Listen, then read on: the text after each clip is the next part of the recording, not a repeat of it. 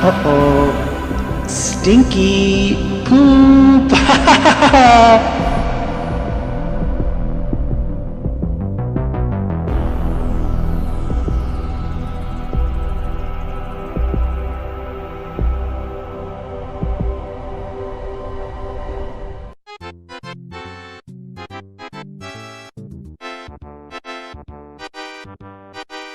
Thesis statement: Women in the Joy Luck Club, specifically the two daughters Rose Hsu and Waverly Zhang, are psychologically weak and are easily used and manipulated by their partners. They are aware of toxic traits in their partner but are too manipulated and in love with them that they find it hard to leave them, if they even leave at all.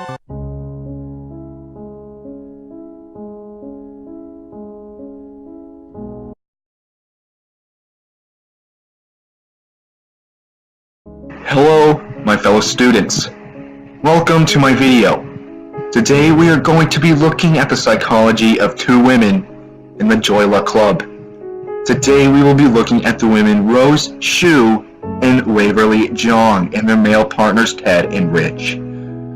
The first piece of evidence comes from chapter on page 116, titled Half and Half. This chapter in summary is about Rose Hsu Jordan and her relationship with Ted. Rose is likely struggling with manipulation and a false sense of security in her husband, as we can infer on page 116. I was the victim to his hero. I was always in danger and he was always rescuing me. I would fall and he would lift me up. It was exhilarating and draining. The emotional effect of saving and being saved was addicting to both of us. This thick chunk of text displays the emotional attachment that Rose feels for her partner Ted. In evidence I will soon display for you, we will see the tactics that Ted uses to manipulate and brainwash Rose.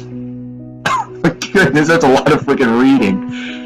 By working backwards, what we can see from the text is that Rose obviously enjoys the satisfaction of being with Ted for emotional reasons. The fact he is almost like a superhero to her. The idea of constantly being saved. The need for a person like this and the fact that Rose is unable to see the flaws in her partner. We can finally conclude that this is a security issue. She is insecure about herself and not confident, and she's very dependent. This feeling of depending on someone despite their toxic traits is a clear representation of manipulation and being afraid of emotional loneliness. Not having a shoulder to lean on or trust. But this is a false idea of trust. It isn't real or genuine to Ted, but it is to Rose because she has been manipulated. The idea of manipulation is revealed on page 120, where Ted visibly begins to lose interest in making Rose happy and stops trying. So if Rose is left alone to make decisions for herself, she is not good at because she's been so long depending on Ted. The text states, I would be so confused, because I never believed there was ever any one right answer. Yet there were so many wrong ones. This is an example of clear manipulation. This is an example of clear manipulation. Ted has brainwashed Rose in a sense where she thinks that she is to make the right choice, or else something bad will happen, like losing Ted's love or getting him mad. Rose is cornered and tortured even further by going as far as ignoring her questions. On page 120, again, the text states that, so whenever I said, you decide or I decide, Ted would say in his impatient voice, no, you decide. You can't have it both ways.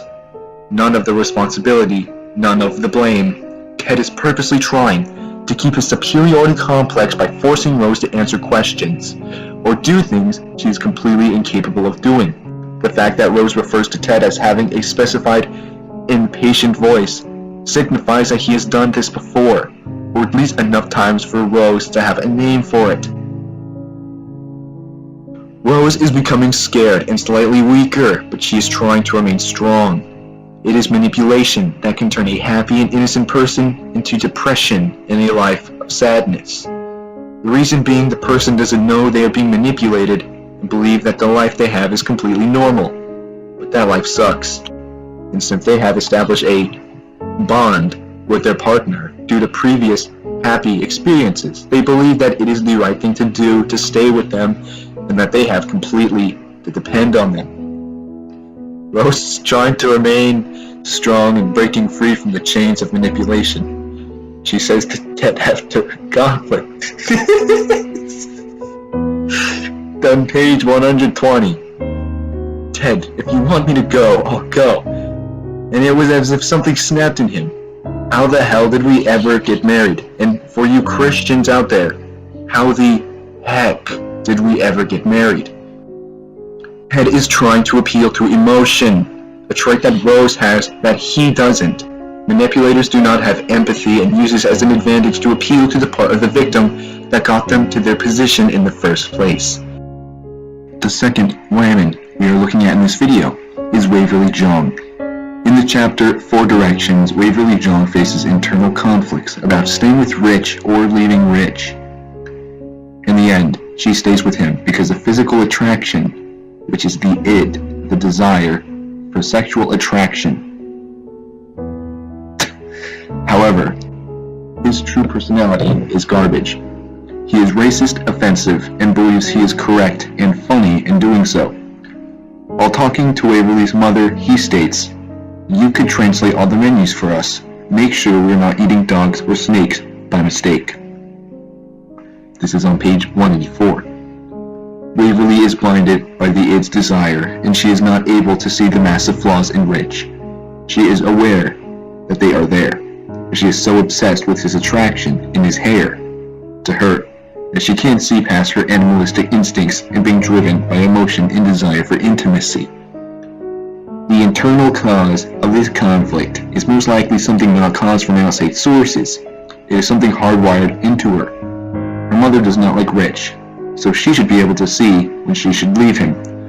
On page 177, when Waverly asks her mother what she thinks of Rich, she gives a petty response to most likely seem mild. She says that there are so many spots on his face.